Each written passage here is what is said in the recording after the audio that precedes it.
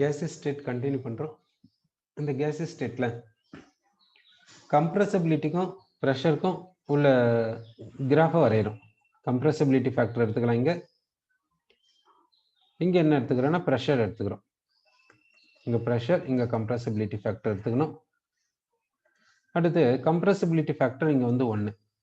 Ideal கேஸ்க்கு பாத்தீங்கன்னா compressibility factor எப்படி இருக்குன்னா 1 இருக்கும். ஐடியல் கேஸ்க்கு வந்து compressibility factor வந்து 1. சரி, இப்போ ரியல் கேஸஸ்க்கு இந்த compressibility factorக்கும் இந்த pressureக்கும் உள்ள ரிலேஷன் எப்படி இருக்கும்னு நம்ம பார்க்கலாம். இப்போ நைட்ரஜன் கேஸ் எடுத்துக்கலாம். நைட்ரஜன் கேஸினுடைய compressibility factor இப்படி வேரி ஆகுது. பிரஷர் வேரி ஆச்சுன்னா இப்படி வேரியே இப்படி போகுது. இது வந்து நைட்ரஜன் கேஸ்க்கு. அப்போ பிரஷர் என்ன ஆகுதுன்னா பிரஷர் எப்படி இன்க்ரீஸ் பண்ணினே போறோம். பிரஷர் ஆஃப் நைட்ரஜன் கேஸை compressibility factor என்ன ஆகுதுன்னா இங்க டிக்ரீஸ் ஆயினே வருது. இங்க டிக்ரீஸ் ஆயினே வருது. இது இங்க வந்து மினிமம் அட்டைன் பண்ணிருக்குது.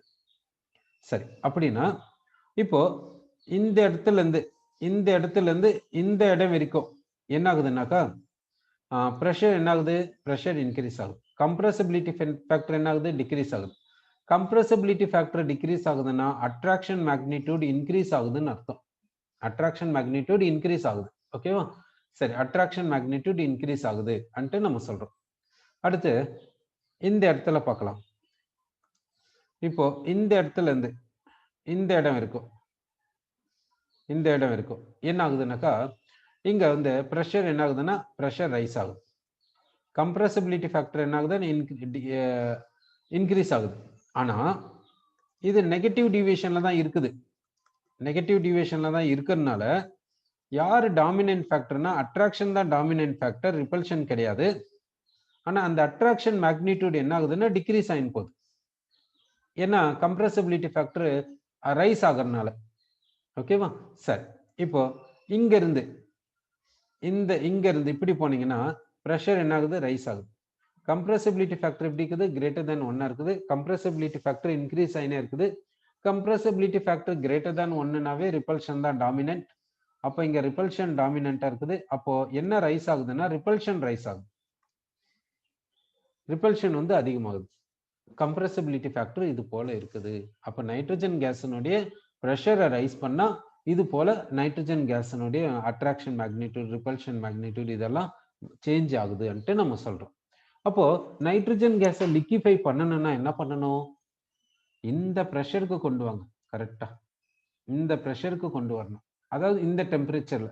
அப்போ அட்ராக்ஷன் எப்படி இருக்கும், மேக்சிமமா இருக்கும். இந்த இடத்துல தான் Z வந்து மினிமமா இருக்குது. இந்த இடத்துல Z மினிமமா இருக்கிறதுனால அட்ராக்ஷன் எப்படி இருக்கும், மேக்சிமமா இருக்கும்ட்டு நம்ம சொல்லலாம். சரி, இது வந்து நைட்ரஜன் கேஸ்க்கு.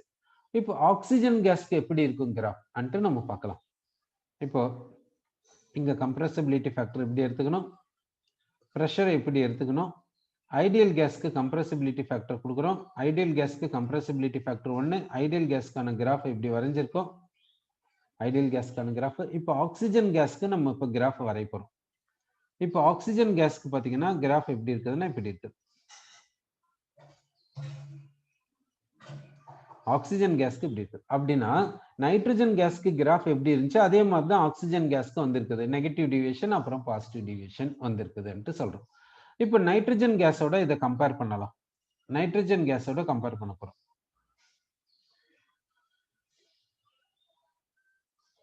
ஸோ நைட்ரஜன் கேஸோட கம்பேர் பண்ணா இப்படி இருக்கு.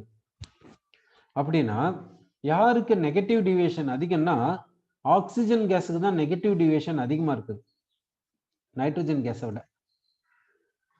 ஸோ ஆக்சிஜன் கேஸ்க்கு நெகட்டிவ் டிவியேஷன் அதிகமா இருக்குது நைட்ரஜன் கேஸை விட. அதே மாதிரி அந்த டிப்பு பாருங்க, நெகட்டிவ் டிவியேஷன் டிப்பு பாருங்க, ஆக்சிஜன் கேஸ்க்கு அதிகமா இருக்கும், நைட்ரஜன் கேஸ்க்கு கம்மியா இருக்கும். சரி, அப்போ டிஃப்ரெண்ட் கேஸஸ்க்கு பார்த்தீங்கன்னா இது மாதிரி டிஃப்ரெண்டா இருக்குதுன்ட்டு நம்ம சொல்றோம். அடுத்து வந்து இன்னொரு கேஸ் எடுத்துக்கலாம், மீத்தேன் எடுத்துக்கலாம். மீத்தேனுக்கு எப்படி இருக்கும் கிராஃப், இல்லை கார்பன் டை ஆக்சைடு எடுத்துக்கலாம். கார்பன் டை ஆக்சைடுக்கு எப்படி இருக்கும் கிராஃப்ன்ட்டு பார்க்குறோம். கார்பன் டை ஆக்சைடு பார்த்தீங்கன்னா கிராஃப் இப்படி வரும். கார்பன் டை ஆக்சைடுக்கு கிராஃப் இது போல வரும். அடுத்து ஹைட்ரஜன் கேஸ் எடுத்துக்கிறோம். ஹைட்ரஜன் கேஸ்க்கு கிராஃப் எப்படி வரும்னு பார்க்கலாம். ஹைட்ரஜன் கேஸ்க்கு பார்த்தீங்கன்னா கிராஃப் எப்படி இருக்குது. ஹைட்ரஜன் கேஸ்ல பார்த்தீங்கன்னா பாசிட்டிவ் டிவியேஷன் மட்டும்தான் காமிக்குது. அதாவது சரி, அப்போ ஹைட்ரஜன் கேஸ் வந்து பாசிட்டிவ் டிவியேஷன் இங்க காமிச்சிருக்குது இல்லை, அப்படின்னா நெகட்டிவ் டிவியேஷன் இது காமிக்காதா? என்ன ஹைட்ரஜன் கேஸ் வந்து நெகட்டிவ் டிவியேஷனை காமிக்காதா? பாசிட்டிவ் டிவியேஷனை மட்டும்தான் காமிக்குமா? இந்த கிராஃப் பிரகாரம் பார்த்தீங்கன்னா ஹைட்ரஜன் கேஸ் பாசிட்டிவ் டிவியேஷனை காமிச்சிருக்குது. இது நெகட்டிவ் டிவியேஷனை காமிக்குமா காமிக்காதான்றது கொஸ்டின் மார்க். சரி, அதை டிஸ்கஸ் பண்ணலாம். இப்போ இந்த கிராஃப் எப்படி வரைஞ்சிருக்குன்னா, எல்லா கேஸையும் சேம் நம்பர் ஆஃப் மோல்ஸா எடுத்துக்கணும், சேம் டெம்பரேச்சர்ல தான், கான்ஸ்டன்ட் டெம்பரேச்சரை வச்சு தான் கிராஃப் வரைஞ்சது. எல்லா கேஸ்க்கும் டெம்பரேச்சரை சேமா தான் எடுத்துக்கணும் கிராஃப் வரைஞ்சிருக்கோம். சரி, இப்போ கொஸ்டின் என்னன்னாக்கா, ஹைட்ரஜன் கேஸ் நெகட்டிவ் டிவியேஷனை காமிக்குமா காமிக்காதா, அதுதான் கொஸ்டின். சரி, அதை பார்க்கலாம் நம்ம. இப்போ என்ன எடுத்துக்கலாம்னா, நைட்ரஜன் கேஸ் எடுத்துக்கலாம். நைட்ரஜன் கேஸ் எடுத்துன்னுக்கிறோம். இதனுடைய நம்பர் ஆஃப் மோல்ஸை ஃபிக்ஸ் பண்ணிடலாம். நம்பர் ஆஃப் மோல்ஸை ஃபிக்ஸ் பண்ணிடும். இப்போ கம்ப்ரஸபிலிட்டி ஃபேக்டருக்கும் ப்ரெஷருக்கும் உள்ள ரிலேஷனை பார்க்க போறோம். இங்க கம்ப்ரஸபிலிட்டி ஃபேக்டரை இந்த ஆக்சிஸ்ல எடுத்துக்கிறோம், ப்ரெஷரை இந்த ஆக்சிஸ்ல எடுத்துக்கிறோம். ஐடியல் கேஸ்க்கான கிராஃப் வரைகிறோம். ஐடியல் கேஸ்க்கு என்ன கிராஃப் வரும்னா இது போல வரும். ஐடியல்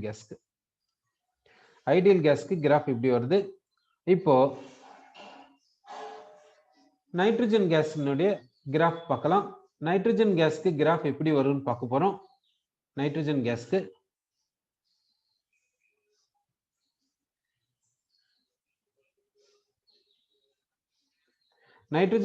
இப்படி கிராஃப் வருது. டெம்பரேச்சர் என்ன எடுத்துக்கிறோம்னாக்கா -70 டிகிரி செல்சியஸ்ல கிராஃப் இது மாதிரி வந்திருக்கு. நைட்ரஜன் கேஸை -70 டிகிரி செல்சியஸ்ல எடுத்துக்கின்னு ப்ரெஷரை வேரி பண்ணின்னு போனா கம்ப்ரஸபிலிட்டி ஃபேக்டர் இப்படி இருக்குது அன்ட்டு நம்ம சொல்லியிருக்கோம். சரி, அப்போ என்ன பண்றீங்கன்னா, டெம்பரேச்சர் வந்து -70 டிகிரி செல்சியஸ்ல வச்சுக்கின்னு ப்ரெஷரை வேரி பண்றீங்க, கம்ப்ரஸபிலிட்டி ஃபேக்டர் இப்படி வருது அன்ட்டு நம்ம சொல்லியிருக்கோம். இப்போ டெம்பரேச்சரை மாத்திடுறோம். டெம்பரேச்சரை மாத்திட்டு கிராஃப் அரேஞ்ச் பார்க்குறோம். எப்படி வருதுன்னு பார்க்கலாம். டெம்பரேச்சர் என்ன பண்ணலாம்னா -20 டிகிரி செல்சியஸ்க்கு எடுத்துன்னு போயிடலாம். இப்போ -20 டிகிரி செல்சியஸ்ல கிராஃப் எப்படி வரும்னு பார்க்க போறோம்.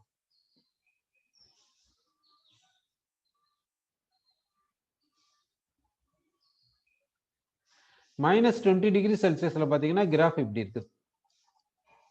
-20 டிகிரி செல்சியஸ் அப்படின்னா டெம்பரேச்சரை ரைஸ் பண்ணா நெகட்டிவ் டிவியேஷன் என்னாச்சு? Negative deviation, extent of negative deviation என்னாச்சு பாருங்க, டிக்ரீஸ் ஆச்சுன்னு சொல்லலாமா? Extent of negative deviation decrease ஆச்சு.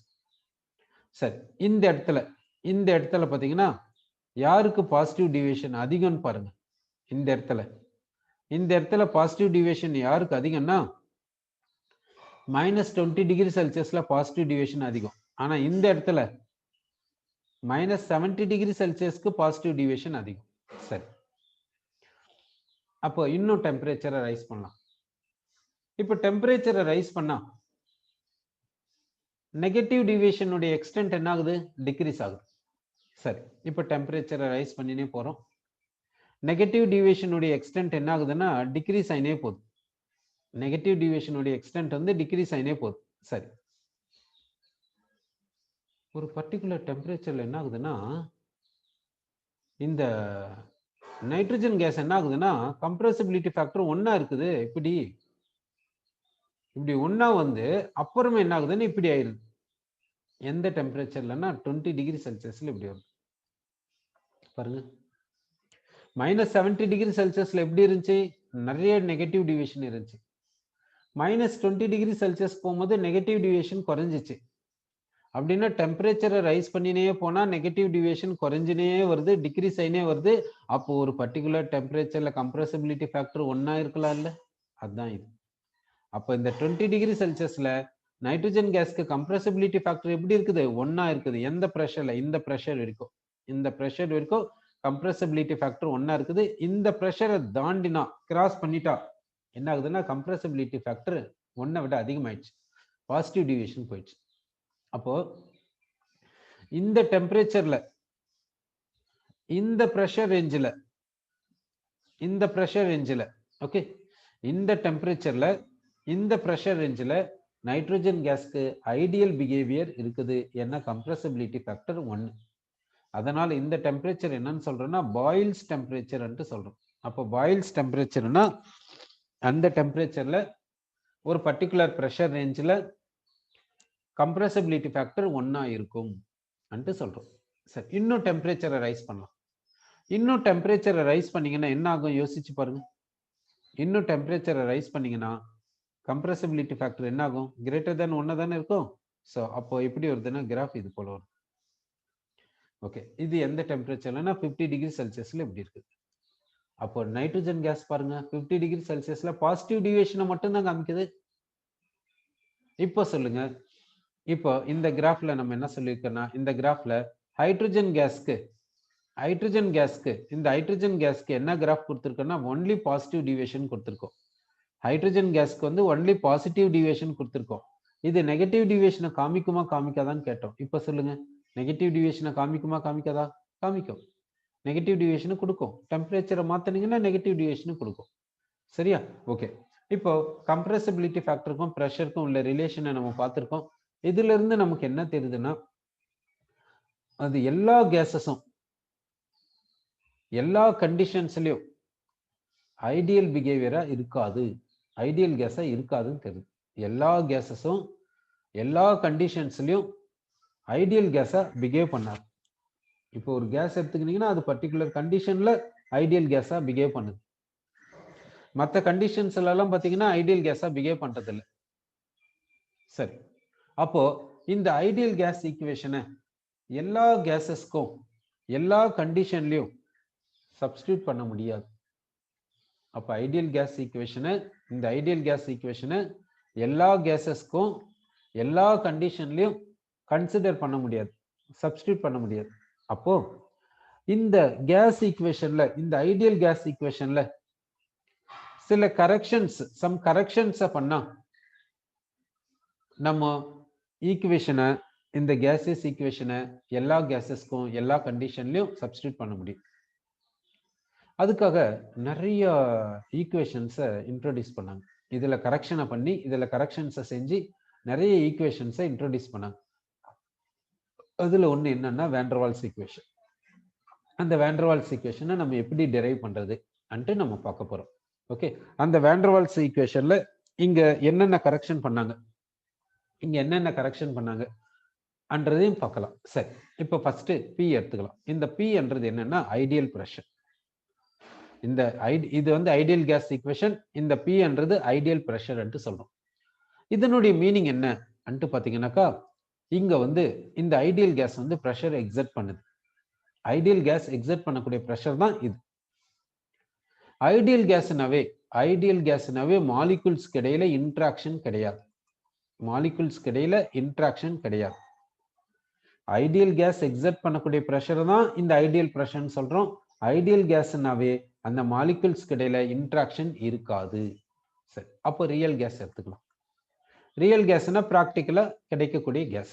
நைட்ரஜன் கேஸ் எடுத்துக்கலாம், மீத்தேன் கேஸ் எடுத்துக்கலாம், இது போல ரியல் கேஸ் எடுத்துக்கலாம். இந்த ரியல் கேஸ்ல பாத்தீங்கன்னா இங்க மாலிகுல்ஸ்க்கு இடையில ஜெனரலா பாத்தீங்கன்னா என்ன இருக்குன்னா அட்ராக்ஷன் இருக்கும். அப்போ இந்த ஐடியல் கேஸினுடைய பிரஷரும் இந்த ஐடியல் கேஸ் எக்ஸர்ட் பண்ணக்கூடிய பிரஷரும் இந்த ரியல் கேஸ் எக்ஸர்ட் பண்ணக்கூடிய பிரஷரும் எப்படி இருக்கும்? ஐடியல் கேஸ்ன்றது தியரிட்டிக்கல் தான். அதாவது இந்த பிராக்டிக்கலா எக்ஸிஸ்ட் ஆகக்கூடிய கேஸ் எக்ஸர்ட் பண்ணக்கூடிய பிரஷர் இந்த ஐடியல் பிரஷரை கம்பேர் பண்ணும்போது எப்படி இருக்கும் அன்ட்டு நம்ம கேட்கிறோம். சரி, இப்போ என்ன பண்ணலாம்னா கேஸ் மாலிகுல்ஸ் எடுத்துக்கலாம். இங்க ஐடியல் கேஸ், இங்க வந்து கேஸ் மாலிகுல்ஸ் எடுத்துக்கிறோம். இந்த மாலிகுல்ஸ் வந்து ஐடியல் கேஸா இருக்குது அப்படின்னா இங்க மாலிகுல்ஸ்க்கு இடையில அட்ராக்ஷன் கிடையாது. இப்போ இதுதான் வால் ஆஃப் த வெசல். இப்போ இந்த மாலிகுல் என்ன பண்ணுதுன்னா வால் ஆஃப் த வெசல்ல கொலிஷனுக்கு போகுது. அதனால தான் பிரஷர் எக்ஸர்ட் ஆகுது. இப்போ இது எவ்வளவு ஃபோர்ஸ்ல போய் கொலிஷனுக்கு போகுதுன்னா சப்போஸ் எக்ஸ் நியூட்டன் ஃபோர்ஸ்ல கொலிஷனுக்கு போதா வச்சுக்கலாம். இப்போ ரியல் கேஸ் மாலிகுல்ஸ் எடுத்துக்கலாம். இப்படி ரியல் கேஸ் மாலிகுல்ஸ் எடுத்துக்கணும். ரியல் கேஸ் மாலிகுல்ஸ்னா மாலிகுல்ஸ்க்கு இடையில என்ன இருக்குன்னா அட்ராக்ஷன் இருக்கும். சப்போஸ் இங்க அட்ராக்ஷன் எவ்வளவுன்னா y நியூட்டன் வச்சுக்கலாம். இப்போ இதுதான் வால் ஆஃப் த வெசல். இந்த மாலிகுல் வந்து வால் ஆஃப் த வெசல்ல கொலிஷனுக்கு போகுது. இப்போ இந்த மாலிகுல் வால் ஆஃப் த வெசல்ல கொலிஷனுக்கு எந்த ஃபோர்ஸ்ல போகுதுன்னா எக்ஸ் நியூட்டன்ல போகுது. இப்போ இந்த மாலிகுல் வால் ஆஃப் த வெசல்ல கொலிஷனுக்கு போகும் எவ்வளவு ஃபோர்ஸ்னா எக்ஸ் மைனஸ் ஒய் நியூட்டன்ல போகும். ஏன் எக்ஸ் மைனஸ் ஒய் நியூட்டன்? ஏன் எக்ஸ் நியூட்டன்ல போல? ஏன்னா பக்கத்துல இருக்கிற மாலிகுல் என்ன பண்ணுச்சு, இந்த பக்கத்துல இருக்கிற மாலிகுல் என்ன பண்ணுச்சு, இந்த மாலிகுலை பிடிச்சு இழுக்குது, ஒய் நியூட்டன் ஃபோர்ஸ்ல இழுக்குது. அப்படி இருக்கும்போது இந்த மாலிகுல் இந்த வால் ஆஃப் த வெசல்ல கொலிஷனுக்கு போகும்போது எப்படி போகும்? கம்மியான ஃபோர்ஸ்ல தானே போகும். அப்போ அட்ராக்ஷன்னால, இந்த அட்ராக்ஷன் இருக்கிறதுனால இந்த gas molecule wall of the வெசல்ல கொலிஷனுக்கு எப்படி போகுதுன்னா லெஸ் எக்ஸ்டென்ட்ல போகுது. அந்த ஃபோர்ஸ் வந்து கொலிஷன் ஆகக்கூடிய அந்த ஃபோர்ஸ் வந்து கம்மியா இருக்குது இதை விட. அப்போ இந்த மாலிகுல், இந்த ஐடியல் கேஸ், இந்த மாலிகுல் வந்து வால் ஆஃப் த வெசல்ல கொலிஷனுக்கு எப்படி போகுது? எஃபெக்டிவா போகுது. இந்த ரியல் கேஸ்ல மாலிகுல்ஸ்க்கு இடையில அட்ராக்ஷன் இருக்கிறதுனால இந்த மாலிகுல் வால் ஆஃப் த வெசல்ல கொலிஷனுக்கு எப்படி போகுது? லெஸ் எஃபெக்டிவா போகுது. எஃபெக்டிவ்னஸ் இங்க கம்மியா இருக்கு. இந்த மாலிகுல் வால் ஆஃப் த வெசல்ல கொலிஷனுக்கு போகக்கூடிய அந்த எஃபிஷியன்சி, அந்த டெண்டன்சி எப்படி இருக்குதுன்னா இங்க கம்மியா இருக்குது. ஆனா இங்க பாத்தீங்கன்னா அதிகமா இருக்கு. அப்போ இந்த ஐடியல் கேஸ் மாலிகுல்ஸ்க்கு இடையில அட்ராக்ஷன் கிடையாது. அப்போ இந்த மாலிகுல்ஸ் வந்து வால் ஆஃப் த வெசல்ல வந்து எப்படி கொலிஷனுக்கு போகும்னா ஹையர் எக்ஸ்டென்ட்ல போகும், ஹையர் எஃபிஷியன்சில போகும். ஆனா ரியல் கேஸ் மாலிகுல்ஸ்க்கு இடையில அட்ராக்ஷன் இருக்குது. அதனால இந்த real gas molecules wall of the வெசல்ல எப்படி கொலிஷனுக்கு போகும்? குறைவான எக்ஸ்டென்ட், கம்மியான எக்ஸ்டென்ட்ல போகும். இங்க எஃபிஷியன்சி கம்மியா இருக்கும், இங்க எஃபிஷியன்சி அதிகமா இருக்கும். இப்ப சொல்லுங்க, யாருக்கு பிரஷர் அதிகமா இருக்கும்? அந்த ஐடியல் பிரஷர் அதிகமா இருக்குமா இல்ல ரியல் பிரஷர் அதிகமா இருக்குமா? அதாவது ரியல் கேஸ் எக்ஸர்ட் பண்ணக்கூடிய பிரஷர் அதிகமா இருக்குமா இல்ல ஐடியல் கேஸ் எக்ஸர்ட் பண்ணக்கூடிய பிரஷர் அதிகமா இருக்குமா? இன்ட்ராக்ஷன் அட்ராக்ஷன் வச்சுக்கினா அதாவது என்ன சொல்லலாம்னா ஐடியல் கேஸ் எக்ஸர்ட் பண்ணக்கூடிய பிரஷர் தான் அதிகமா இருக்கும் ரியல் கேஸ் எக்ஸர்ட் பண்றதை விட. ஏன்னா இங்க இந்த ரியல் கேஸ் மாலிகுல்ஸ் எப்படி கொலிஷனுக்கு போகுது? லெஸ் எஃபிஷியன்சில போகுது இந்த ஐடியல் கேஸை கம்பேர் பண்ணுவோம். அப்போ ஐடியல் கேஸ் எக்ஸர்ட் பண்ணக்கூடிய பிரஷர் எப்படி இருக்கும்? ரியல் கேஸ் எக்ஸர்ட் பண்ணக்கூடிய பிரஷரை விட அதிகமா இருக்கும்ட்டு நம்ம சொல்றோம். சரி, அப்போ this ideal pressure is equal to the experimental pressure, observed pressure plus some x ன்னு சொல்லுவோம். ஏன்னா ஐடியல் பிரஷர் தானே அதிகம், எக்ஸ்பெரிமெண்டல் பிரஷர் கம்மி தானே. எக்ஸ்பெரிமெண்டல் பிரஷர்னா ரியல் கேஸ் எக்ஸர்ட் பண்ணக்கூடிய பிரஷர், மேனோமீட்டர் கனெக்ட் பண்ணி நம்ம பிரஷரை கண்டுபிடிப்புல அதான். ரியல் கேஸ் எக்ஸர்ட் பண்ணக்கூடிய பிரஷர் எப்படி இருக்குதுன்னா ஐடியல் பிரஷரை விட கம்மியா இருக்குது. அப்போ ideal pressure equal to experimental pressure observed pressure plus எக்ஸ்ன்னு சொல்லும். இந்த எக்ஸ் தான் என்னன்னு சொல்றோம்னா பிரஷர் கரெக்ஷன் அன்ட்டு சொல்றோம். இந்த எக்ஸ் தான் நம்ம என்னன்னு சொல்றோம்னா பிரஷர் கரெக்ஷன் அன்ட்டு சொல்றோம். இப்போ இந்த பிரஷர் கரெக்ஷனுக்கு இந்த வேண்டர்வால்ஸ் வந்து ஒரு ஃபார்முலாவை கொடுக்கிறார். அவர் எப்படி கொடுத்தாரு என்றதை நம்ம இப்போ பார்க்கலாம். பிரஷர் கரெக்ஷனுக்கு அவரு ஃபார்முலா கொடுக்குறாரு வேண்டர்வால்ஸ். அந்த அந்த கொடுக்கக்கூடிய வேல்யூ என்னன்றதை நம்ம இப்ப பார்க்க போறோம்.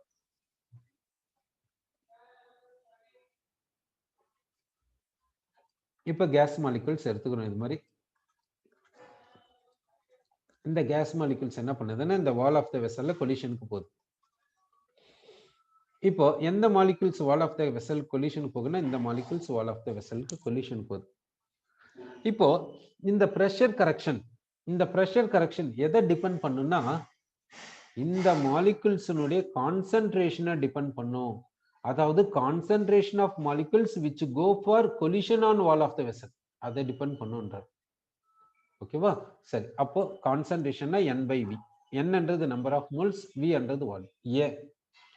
ஏன் இந்த பிரஷர் கரெக்ஷன் வந்து concentration of gas molecules which go for collision on wall of the vessel சொல்றாரு? அதாவது இந்த pressure correction concentration of gas மாலிகுல்ஸை டிபெண்ட் பண்ணுது. கான்சென்ட்ரேஷன் என்ன? Number of moles by volume. எந்த கான்சென்ட்ரேஷனை டிபெண்ட் பண்ணுதுன்னா எந்த மாலிகுல்ஸ் வந்து வால் ஆஃப் த வெசல்ல கொலிஷனுக்கு ரெடியா இருக்குதோ அந்த மாலிகுல்ஸ்னுடைய கான்சென்ட்ரேஷன். ஏன் அதை கன்சிடர் பண்ணும் பாத்தீங்கன்னா இப்ப இந்த மாலிகுல் தானே கொலிஷனுக்கு போச்சு, இந்த மாலிகுல் தானே வால் ஆஃப் த வெசல்ல கொலிஷனுக்கு போச்சு. அப்போ இந்த மாலிகுல் வந்து என்ன பண்ணுது? வால் ஆஃப் த வெசல்ல கொலிஷனுக்கு போகும்போது இவ்வளவு குறைவான ஃபோர்ஸ்ல இவ்வளவு லெஸ் ஃபோர்ஸ்ல கொலிஷனுக்கு போச்சு. அதனால தானே பிரஷர் டிக்ரீஸ் ஆச்சு. அப்போ பிரஷர் கரெக்ஷனுக்கு இதுதானே சம்பந்தம். பிரஷர் கரெக்ஷன் என்ன? எவ்வளவு பிரஷர் கம்மியாச்சு, டிக்ரீஸ் ஆச்சு. எவ்வளவு பிரஷர் டிக்ரீஸ் ஆச்சு? ப்ரொபோர்ஷனல் டு திஸ் அப்படிதானே. அதனால தான் என்ன பண்ணாங்கன்னா pressure correction is directly proportional to concentration சொன்னாங்க. எந்த கான்சென்ட்ரேஷன்னா எந்த மாலிகுல்ஸ்னுடைய கான்சென்ட்ரேஷன், எந்த மாலிகுல்ஸ் வந்து கொலிஷனுக்கு ரெடியா இருக்குதோ, எந்த மாலிகுல்ஸ் வால் ஆஃப் த வெசல்ல கொலிஷனுக்கு போதோ அட் கிவன் இன்ஸ்டன்ட்ல, அதாவது மேனோமீட்டரோட கனெக்ட் பண்ணி பிரஷரை கண்டுபிடிப்பீங்கல்ல, அந்த நேரத்துல மேனோமீட்டர் இந்த கேஸை மேனோமீட்டரோட கனெக்ட் பண்ணியாச்சு, இப்போ மேனோமீட்டர் பிரஷரை காமிக்குது அந்த நேரத்துல. ஓகே, அப்போ வந்து அந்த நேரத்துல என்னும்போது இந்த வால் ஆஃப் த வெசலுக்கு க்ளோசரா இருக்கக்கூடிய மாலிகுல்ஸ் அப்படி சொல்லலாம். சரி, அப்ப என்னன்றது நம்பர் ஆஃப் மோல்ஸ், வி என்றது வால்யூம் அன்ட்டு சொல்லிட்டோம். இப்போ இந்த மாலிகுல் என்ன பண்ணுதுன்னா, இந்த மாலிகுல் இந்த வால் ஆஃப் த வெசல்ல கொலிஷனுக்கு போகுது. எப்படி போகுதுன்னா லெஸ் எக்ஸ்டென்ட்ல போகுது, லெஸ் எஃபிஷியன்சில போகுது. அதுக்கு ரீசன் யாரு? இந்த மாலிகுல். இந்த மாலிகுல் போய் இதை புல் பண்ணுது. இந்த மாலிகுலை புல் பண்ணதுனால தானே இந்த மாலிகுல் லெஸ் எக்ஸ்டென்ட்ல கொலிஷனுக்கு போகுது, லெஸ் ஃபோர்ஸ்ல கொலிஷனுக்கு போகுது. அப்போ இந்த மாலிகுல்னால தான் இந்த மாலிகுல் லெஸ் எக்ஸ்டென்ட்ல கொலிஷனுக்கு போச்சு. அப்போ இதனுடைய கான்சென்ட்ரேஷனை பொறுத்தும், இதனுடைய கான்சென்ட்ரேஷனை டிபெண்ட் பண்ணி, இதனுடைய கான்சென்ட்ரேஷனை பேஸ் பண்ணி இங்க எக்ஸ்டென்ட் ஆஃப் கொலிஷன்னா extent of effectiveness of collision decrease ஆகுதுன்னு சொல்றோம். அந்த டிக்ரீஸ் தான் பிரஷர் கரெக்ஷன். அப்போ இந்த பிரஷர் கரெக்ஷன் எதை டிபெண்ட் பண்ணுதுன்னா இந்த கான்சென்ட்ரேஷனை டிபெண்ட் பண்ணுது என்றதுனால அதுக்கு N/V எடுத்துக்கிறார். ஓகே, இந்த N/V என்றது என்ன? Concentration of gas molecules which go for collision on wall of the vessel. இது வந்து concentration of gas molecules which pull the molecules which are ready for collision. ஓகேங்களா? அப்போ இது என்னது? Concentration of gas molecules. இந்த concentration எதுக்கு போகுது? கொலிஷனுக்கு போகுது. இது என்ன? Concentration of gas molecules. இது என்ன பண்ணுது? இந்த மாலிகுல்ஸை பிடிச்சி தன் பக்கம் இழுக்குது, புல் பண்ணுது. சரி, அப்போ பிரஷர் கரெக்ஷனை இப்படி சொல்றேன். சரி, ஸோ பிரஷர் கரெக்ஷன், இந்த pressure correction is equal to some constant A into N square by V square. இந்த A என்றது வேண்டர் வால்ஸ் கான்ஸ்டன்ட் அன்ட்டு சொல்றார். அப்போ வந்து pressure due to ideal pressure is equal to experimental pressure or observed pressure or real gas pressure plus pressure correction என்னன்னா AN square by V square. N என்றது number of moles of gas, V என்றது volume of gas. ஓகேவா? சரி, N என்றது என்னன்னு சொல்றோம்னா number of moles of gas ன்னு சொல்றோம், V என்றது volume of gas ன்னு சொல்றோம். இங்க வந்து N என்றது நம்பர் ஆஃப் மோல்ஸ் ஆஃப் கேஸ்ன்னு சொல்லிட்டு இந்த இடத்துல என்ன சொன்னோம்? இந்த மாலிகுல்ஸ்னுடைய மோல்ஸை தான் இங்க சொன்னோம். இப்போ எப்படி இது ரெண்டுத்தையும் ஸ்கொயர் பண்ணிட்டு இப்படி நம்பர் ஆஃப் மோல்ஸ் ஆஃப் கேஸ்ன்னு சொல்றோம்னா இந்த இடத்துல எந்த மாலிகுல்ஸ் வரும்? எல்லா மாலிகுல்ஸ் தான் வரும். இந்த பர்டிகுலர் மாலிகுல் தான் இங்க இருக்குன்னு சொல்ல முடியுமா? அதனால ஜென்ரலா என்ன பண்ண முடியும்? Number of moles of gas தான் எடுக்க முடியும். அதே மாதிரி இந்த இடத்துல எந்த மாலிகுல் இருக்கும்? எல்லா மாலிகுல்ஸ் தான் இந்த இடத்துல இருக்கும். ஏன்னா அதுதான் ரேண்டம் மோஷன்ல போகுது இல்ல, அதனுடைய வெலாசிட்டி எப்படி இருக்கும், எவ்வளவு ஃபாஸ்டா இருக்குன்னு பாருங்க. ஸோ அது வெரி ரேண்டம் மோஷன்ல போறதுனால ஸோ நம்ம என்ன பண்ண முடியும்னா இங்க எந்த மாலிகுல்ஸ் இருக்கோ இங்க எந்த மாலிகுல்ஸ் இருக்குன்னு சொல்ல முடியாது. எல்லா மாலிகுல்ஸும் இங்க வரும், அதே மாதிரி எல்லா மாலிகுல்ஸும் இந்த இடத்துக்கு வரும். அதனால்தான் இங்கே நம்பர் ஆஃப் மோல்ஸ் ஆஃப் கேஸ்ன்னு சொல்லிடுறோம் ஜென்ரலா, இதையும் நம்பர் ஆஃப் மோல்ஸ் ஆஃப் கேஸ்ன்னு சொல்லிடுறோம். அதனால் ரெண்டுத்தையும் ஸ்கொயர் பண்ணி இப்படி போட்டோம். ஓகேவா? சரி, அப்போ pressure correction is equal to என்ன சொல்றோம்னா AN ஸ்கொயர் பை V ஸ்கொயர்னு சொல்லியிருக்கோம். இப்போ ஏனுடைய யூனிட்டை பார்க்கலாம். A என்றது van der Waals constant, that is equal to P into V square by N square. P னுடைய யூனிட் பார்த்தீங்கன்னா சப்போஸ் அட்மாஸ்பியர், V னுடைய யூனிட் சப்போஸ் லிட்டர், N னுடைய யூனிட் வந்து மோல், அப்போ மோல் பவர் -2. அப்போ வேண்டர்வால்ஸ் கான்ஸ்டன்ட் ஏக்கான யூனிட் என்னன்னா atmosphere litre square per mole square. இந்த வேண்டர்வால்ஸ் கான்ஸ்டன்ட் ஏக்கான யூனிட் எப்பவுமே இப்படிதான் இருக்கணும்ன்ற அவசியம் கிடையாது. ஏன்னா பிரஷர்னுடைய யூனிட் அட்மாஸ்பியர்லயா சொல்றோம், பிரஷர் அட்மாஸ்பியர்ல சொல்றோம், centimetre, millimetre, torr, pascal, newton per metre square, dyne per centimetre square, bars, இது மாதிரி எத்தனை யூனிட்ஸ்ல சொல்றோம் பிரஷர்னுடைய யூனிட்டை. அப்ப எந்த யூனிட் வேணாலும் வரலாம்ல. அதனால இங்க வந்து என்ன பிரஷர்னுடைய யூனிட் இங்க இருக்கும். அதே மாதிரி வால்யூம் எத்தனையோ யூனிட்ல சொல்றோம், டெசிமீட்டர் கியூப்ல சொல்றோம், லிட்டர்ல சொல்றோம், மில்லி லிட்டர்ல சொல்றோம், சென்டிமீட்டர் கியூப்ல சொல்றோம், மீட்டர் கியூப்ல சொல்றோம், எப்படி வேணாலும் சொல்லலாம் வால்யூம்னுடைய யூனிட். ஆனா இங்க என்ன வரணும்? வால்யூம்னுடைய யூனிட் வரணும், அது நம்ம தெரிஞ்சுக்கணும். இங்க வந்து நம்பர் ஆஃப் மோல்ஸ் தான், இதுல எந்த ஒரு சேஞ்சும் கிடையாது. ஓகேவா? அப்படின்னா வேண்டர்வால்ஸ் கான்ஸ்டன்ட் ஏனுடைய யூனிட் என்னன்னா இங்க பிரஷர்னுடைய யூனிட், இங்க வால்யூம்னுடைய யூனிட், இது வந்து மோல் பவர் -2, இதுல எந்த ஒரு சேஞ்சும் கிடையாது நம்ம சொல்றோம். சரி, அப்போ ப்ரெஷர் கரெக்ஷன் இதுதான்ட்டு நம்ம சொல்லிட்டோம். அடுத்து வால்யூம் கரெக்ஷனுக்கு போறோம். இப்போ வந்து PV is equal to nRT. இது வந்து ஐடியல் கேஸ் ஈக்குவேஷன். இதில் இந்த ஐடியல் ப்ரெஷர்ன்றது நமக்கு என்னன்னு தெரிஞ்சு போயிடுச்சு. ஐடியல் ப்ரெஷர்ன்றது என்னன்னா experimental pressure or observed pressure or real gas pressure plus pressure correction. Pressure correction எவ்வளோனா AN²/V² எழுதிட்டோம் into V is equal to nRT. இப்போ இந்த V என்றது பார்க்கலாம். இந்த V என்றது என்னன்னா ஐடியல் வால்யூம். இந்த V என்றது என்னன்னா ஐடியல் வால்யூம். அப்படி இல்லைன்னா இதை என்னன்னு சொல்லலாம்னா ஃப்ரீ வால்யூம் சொல்லலாம். இதை இன்னொரு பேர் என்ன சொல்றோம்னா வால்யூம் ஆஃப் கேஸ் சொல்றோம். இன்னொரு பேர் என்ன சொல்றோம்னா வால்யூம் ஆஃப் வெசல் சொல்றோம். சரி, இப்ப இங்க என்ன சொல்லிக்கன்னா இந்த வால்யூம் ஆஃப் வெசலை என்னன்னு எடுத்துக்கிறேன்னா ஃப்ரீ வால்யூம் சொல்றோம். இது எல்லா கண்டிஷன்லயும் இது அப்ளிகபிள் ஆகுமா? யோசிச்சு பாருங்க. எல்லா கண்டிஷன்லயும் இது அப்ளிகபிள் ஆகாது. அப்படி அப்ளிகபிள் ஆகிறதா இருந்தா எல்லா கேஸும் ஐடியல் கேஸ் பிஹேவியர் ஒபே பண்ணியிருக்கோம். நமக்கு இந்த கிராஃப்ல வந்து டீவியேஷன்ன்றதே வராம இருந்திருக்கும். எல்லா கேஸும் என்ன பண்ணுது? எல்லா கண்டிஷன்ஸ்லயும் ஐடியல் கேஸ் பிஹேவியர்ல இருந்து டீவியேட் ஆகுது. அப்படி டீவியேட் ஆகும்போது வால்யூம் ஆஃப் வெசலை எப்படி ஃப்ரீ வால்யூம்னு சொல்ல முடியும்? சொல்ல முடியாது இல்ல. அதாவது ஃப்ரீ வால்யூம்னா என்ன அர்த்தம்? ஃப்ரீ வால்யூம்னா அதாவது free volume is equal to volume of வெசல்னா என்ன அர்த்தம்? சோன்சோ வால்யூம் ஒவ்வொரு கேஸ் மாலிகுலுக்கும் ஃப்ரீ மூவ்மெண்ட் கிடைக்குதுன்னு அர்த்தம். ஃப்ரீயா மூவ் ஆகுது. ஒவ்வொரு கேஸ் மாலிகுலுக்கும் இவ்வளவு வால்யூம் ஃப்ரீயா மூவ் ஆகிறதுக்கு கிடைக்குதுன்னு சொல்றோம். ஆனா அப்படி இருந்தா இந்த ஈக்குவேஷனை எல்லா கேஸும் ஒபே பண்ணியிருக்கோம். அப்போ வந்து நமக்கு டீவியேஷன்ன்றதே வராதே. ஆனா எல்லா கேஸும் என்ன பண்ணுது? எல்லா கண்டிஷன்ஸ்லயும் ஐடியல் கேஸ் பிஹேவியர்ல இருந்து டீவியேட் ஆகுது, அந்த பாயில்ஸ் டெம்பரேச்சரை தவிர. ஸோ அப்படின்னா இதுல இருந்து என்ன தெரியுதுன்னா சோன்சோ வால்யூம் இவ்வளவு வால்யூம் ஃப்ரீ வால்யூம் கிடையாதுன்னு தெரியுது. ஏன் அப்படின்னா இந்த ஐடியல் கேஸ் ஈக்குவேஷன்ல என்ன சொல்றாங்க? Free volume is equal to volume of வெசல்னா இங்க என்ன அசம்ஷனை பேஸ் பண்ணி இப்படி செஞ்சாங்க? Free volume is equal to volume of vessel அப்படின்னு என்ன அசம்ஷன்னா volume occupied by gas molecules is negligible. அந்த அசம்ஷனை வச்சுதான் இப்படி சொன்னாங்க. Volume occupied by gas molecules is negligible to volume of vessel. அதனால தான் free volume is equal to volume of vessel என்று சொன்னாங்க. ஆனா இது கரெக்டா இருக்குமா? இது கரெக்டா இருக்காது. என்ன டீவியேஷன் வந்து இருக்குதே. சரி, அப்படின்னா ஃப்ரீ வால்யூம்க்கும் வால்யூம் ஆஃப் வெசலுக்கும் உள்ள ரிலேஷன் என்ன? அப்போ ஃப்ரீ வால்யூம் எப்படி இருக்கும் வால்யூம் ஆஃப் வெசலை கம்பேர் பண்ணும்போது? இன்னும் பாத்தீங்கன்னா ஃப்ரீ வால்யூம் எப்படி இருக்குன்னா வால்யூம் ஆஃப் வெசலை விட கம்மியா இருக்கும்.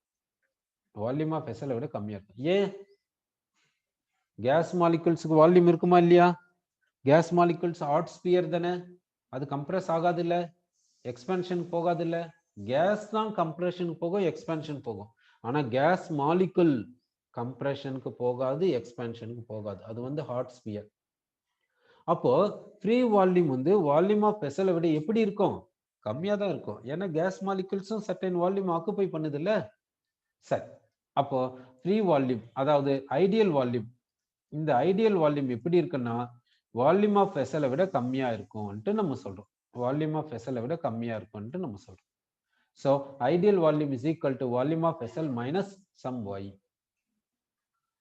இந்த y என்னன்னு சொல்லனாக்கா இந்த y என்னன்னு சொல்லனா so and so volume is not available for free. இந்த இவ்வளவு வால்யூம் வந்து ஃப்ரீ வால்யூம் கிடையாது. இவ்வளவு வால்யூம் வந்து ஃப்ரீ வால்யூம் கிடையாது அப்படி சொல்றோம். ஓகேவா? So ideal volume is equal to volume of vessel minus some y. இந்த y எப்படி கண்டுபிடிக்கிறது? இந்த y கண்டுபிடிக்கிறதுக்கு இந்த வேண்டர்வால்ஸ் கன்சிடர் பண்ண தாட்ஸ் என்ன, அவருடைய தாட் என்ன, அவர் எந்த தாட்ல எப்படி இமேஜினேஷன் பண்ணி இந்த y கண்டுபிடிச்ச y வந்து டிரைவ் பண்ணி வச்சிருக்காரு, அவருடைய இமேஜினேஷன் என்னன்றதை நம்ம இப்போ பார்க்க போறோம். ஓகேவா? சோ இப்போ வேண்டர்வால்ஸனுடைய இமேஜினேஷனை நம்ம பார்க்க போறோம். இந்த y என்ற இடத்துல அவருடைய இமேஜினேஷன் என்னன்றதான் நம்ம பார்க்க போறோம். ஓகேவா? சரி, இப்போ வேண்டர்வால்ஸ் என்ன பண்ணாருன்னா கேஸ் மாலிகுலை ஹாட் ஸ்பியரா கன்சிடர் பண்ணிக்கிறார். இது வந்து கேஸ் மாலிகுல். இந்த கேஸ் மாலிகுலை என்ன செய்யறாருன்னா ஹாட் ஸ்பியரா இப்படி கன்சிடர் பண்றாரு.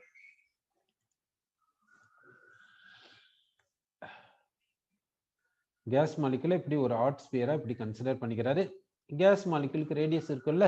சரி, இப்போ இதுக்குன்னு சம் ரேடியஸ் இருக்குது. இதுக்கு ரேடியஸ் எவ்வளவு எடுத்துக்கலாம்னா, so radius of gas molecule எவ்வளோன்னா சப்போஸ் ஸ்மால் ஆர் அப்படி எடுத்துக்கலாம். இதை வந்து ஸ்பெரிக்கலா கன்சிடர் பண்ணிக்கிறார். ஓகே, சரி. இன்னொரு கேஸ் மாலிகுலை இப்போ எடுத்துக்கிறார்.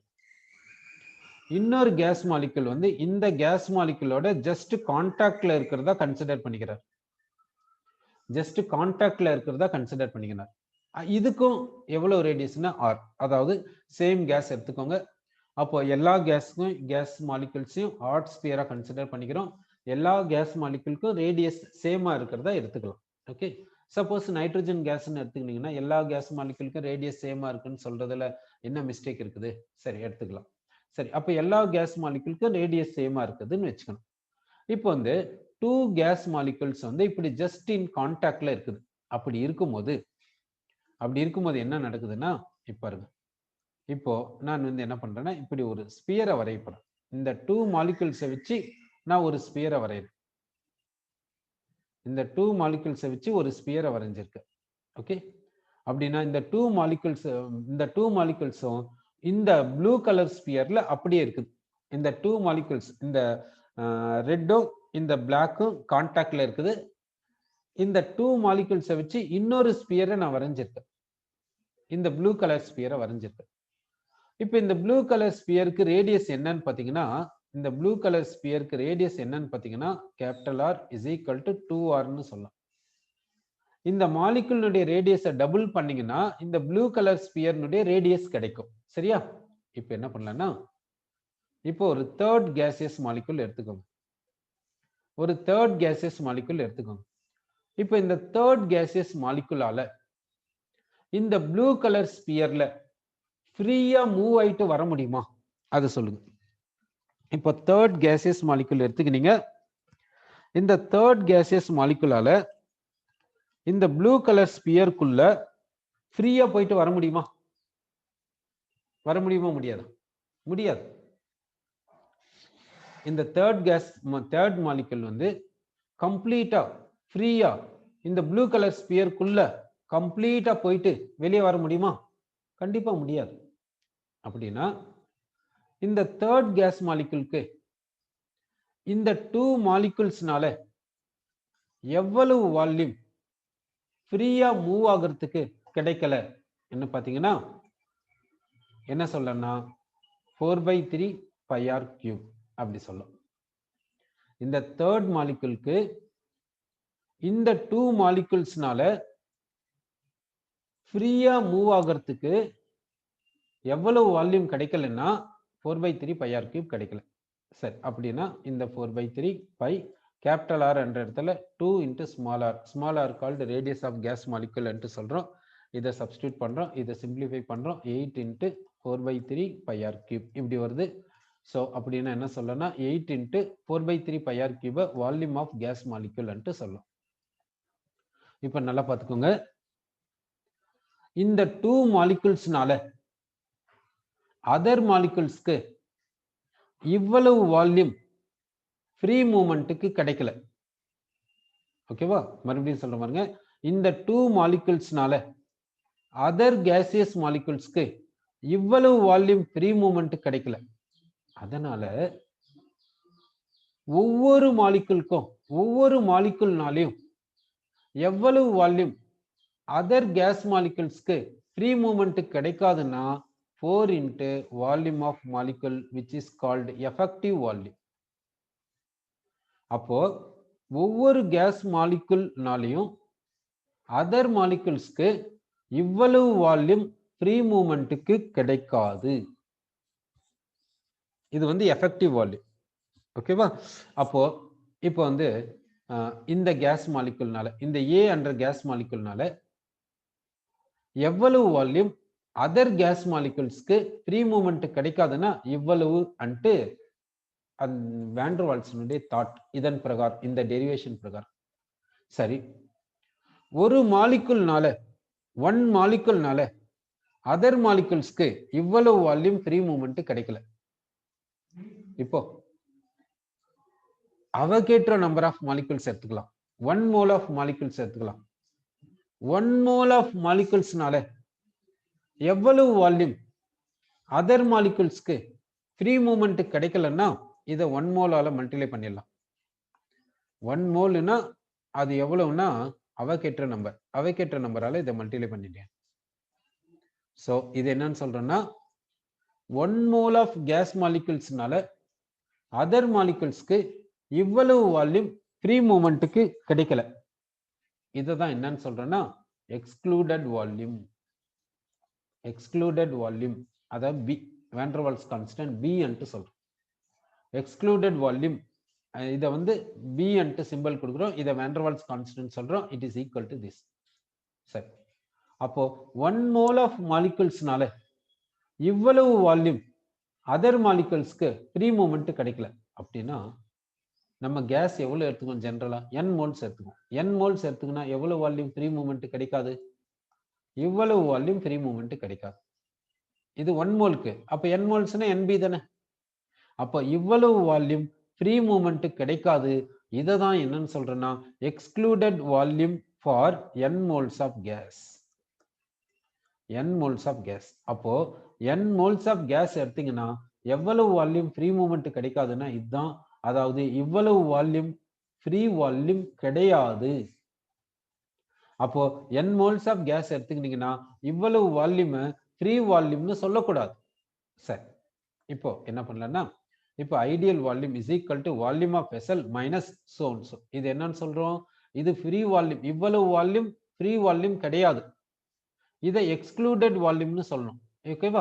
சரி, இப்போ ideal volume is equal to volume of vessel minus excluded volume for n moles how much? nb. இதுதான் ஐடியல் வால்யூம். ஓகேவா? இப்போ இந்த ஐடியல் வால்யூம் இங்க சப்ஸ்டிட்யூட் பண்றோம். இப்போ நமக்கு என்ன வருதுன்னாக்கா இங்க experimental pressure plus pressure correction an²/v². அடுத்து இது என்னன்னாக்கா ideal volume. Ideal volume is equal to volume of vessel minus otherwise volume of gas minus excluded volume for n moles, that is nb equal to nRT. இதை தான் என்னன்னு சொல்றோம்னா வான் der Waals equation. சரி, இப்போ இந்த வான் டெர் வால்ஸ் ஈக்குவேஷன்ல இந்த van der Waals constant b இருக்குது இல்ல, அதுக்கான யூனிட் என்னன்னு பார்க்கலாம். ஓகே, இப்போ என்ன சொல்றேன்னா இந்த nb என்றது excluded volume. Excluded volume is equal to nb. இப்போ so b is equal to excluded volume by n. இந்த வால்யூம்கான யூனிட் சப்போஸ் லிட்டர், n-க்கான யூனிட் சப்போஸ் மோல். அப்போ இந்த வான் டெர் வால்ஸ் கான்ஸ்டன்ட் b-க்கான யூனிட் என்னன்னா லிட்டர் பர் மோல். இது எப்பவுமே லிட்டர் பர் மோல்ல தான் இருக்கணும்னு அவசியம் கிடையாது. வால்யூம்கான யூனிட்டை நீங்க மாத்திக்கலாம். மில்லி லிட்டர்ல கூட சொல்லலாம், இல்ல டெசிமீட்டர் கியூப்ல சொல்லலாம், எப்படி வேணாலும் சொல்லலாம். ஒரு எக்ஸாம்பிள் என்னன்னா வான் டெர் வால்ஸ் கான்ஸ்டன்ட் b-க்கு என்ன யூனிட்னா லிட்டர் பர் மோல். இது ஒரு எக்ஸாம்பிள் தான். ஓகே, சரி, இப்போ வான் டெர் வால்ஸ் கான்ஸ்டன்ட் b-யை நம்ம இங்க சொல்லியாச்சு. சரி, அப்போ வான் டெர் வால்ஸ் ஈக்குவேஷன் என்னன்னு சொல்றேன்னாக்கா p plus an²/v² into v minus nb is equal to nRT. இதான் வான் டெர் வால்ஸ் ஈக்குவேஷன் சொல்றோம். அப்போ ஐடியல் கேஸ்ல வான் டெர் வால்ஸ் என்ன கரெக்ஷன் செஞ்சாரு வான் டெர் வால்ஸ் ஈக்குவேஷனை கொண்டு வர்றதுக்கு? அப்படின்னா ஒன்னு வந்து பிரஷர் கரெக்ஷன், இன்னொன்னு வந்து வால்யூம் கரெக்ஷன். இந்த ரெண்டு கரெக்ஷனை பண்ணி தான் வான் டெர் வால்ஸ் என்ன பண்ணாருன்னாக்கா வான் டெர் வால்ஸ் ஈக்குவேஷனை இன்ட்ரடியூஸ் பண்ணியிருக்காரு. இதே போல நிறைய ஈக்குவேஷன்ஸ் இருக்குது. நிறைய பேர் வந்து என்ன பண்ணாங்கன்னா இந்த ஐடியல் கேஸ்ல கரெக்ஷனை பண்ணி ஈக்குவேஷனை இன்ட்ரடியூஸ் பண்ணிருக்காங்க. இந்த ஈக்குவேஷன்ஸ் எதுக்கு அப்ளை பண்ணலாம்னா ரியல் கேஸ்க்கு அப்ளை பண்ணலாம் அப்படின்ட்டு நம்ம சொல்றோம். சரி, அடுத்து நம்ம பார்க்கக்கூடியது என்னன்னாக்கா கேஸை வந்து லிக்விஃபை பண்றதுக்கு கேஸை வந்து லிக்விஃபை பண்றோம். கேஸை லிக்விஃபை பண்ணும்போது என்ன எப்படி பண்றது, எந்த வேரியபிள்ஸை சேஞ்ச் பண்ணும், எந்த வேரியபிள்ஸை கான்ஸ்டன்டா வச்சுக்கினா கேஸை லிக்விஃபை பண்ண முடியும் என்றதை பத்தி பார்க்க போறோம். இதுக்கு வந்து ஆண்ட்ரூஸ் என்றவர் வந்து ஒரு ஐசோதர்மை கொடுத்திருக்காரு. ஐசோதர்ம்னா என்ன அர்த்தம்னாக்கா டெம்பரேச்சர் வந்து கான்ஸ்டன்டா இருக்கும்னு அர்த்தம். ஸோ ஆண்ட்ரூஸ் கொடுத்த ஐசோதர்மை பார்க்கலாம். இப்போ என்ன கேஸ் எடுத்துக்கிறேன்னா கார்பன் டை ஆக்சைடு கேஸ் எடுத்துக்கலாம். கார்பன் டை ஆக்சைடு கேஸை இப்போ லிக்விஃபை பண்ண போறோம். இப்போ அதுக்கான அந்த லிக்விஃபை பண்றதுக்கு என்ன பண்ணலான்ட்டு நம்ம பார்க்கலாம். சரி,